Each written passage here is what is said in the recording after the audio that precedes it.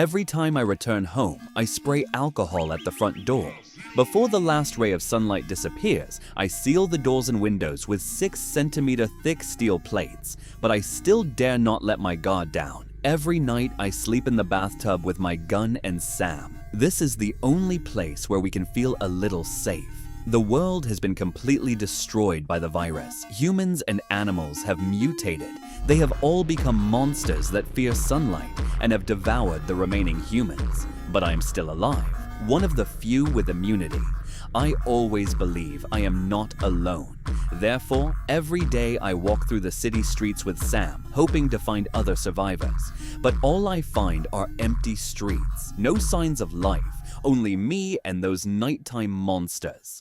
Sometimes I talk to mannequins, not because I'm crazy, but because the silence is suffocating. My name is Robert Neff. I'm a biologist. I've been using my blood to develop a virus vaccine, but today's experiment made a huge breakthrough. An infected mouse returned to normal. This discovery thrilled me, so I decided to proceed with the next phase of the experiment as soon as possible. I used my own blood as bait, quickly succeeded in capturing a female monster. I brought the monster to the lab and began human trials, but the vaccine had no effect.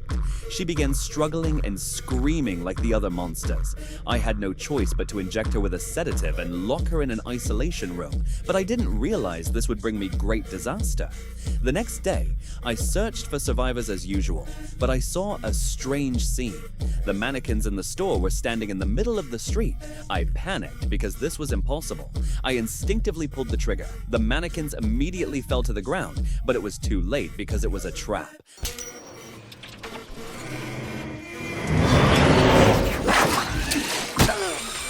I hit my head and quickly lost consciousness. When I woke up, the sun was about to set. Once darkness fell over the city, the monsters would emerge, so I struggled to cut the rope. But when I landed, I accidentally stabbed my thigh with the knife. I screamed, and my voice echoed throughout the city. Then, I saw the monster release the infected dogs. The sunlight was my only protection, but it was fading quickly. I forced myself to retreat despite the pain, trying to reach for the handgun on the seat. As the last ray of sunlight disappeared, the infected dogs immediately charged toward me. Sam immediately stepped forward. I quickly grabbed the gun and fired all the bullets. Though all the infected dogs were eliminated, Sam was bitten. At this point, it could mutate at any moment. I took Sam home and injected it with the vaccine, but it was already too late. Now, I had to make a difficult decision.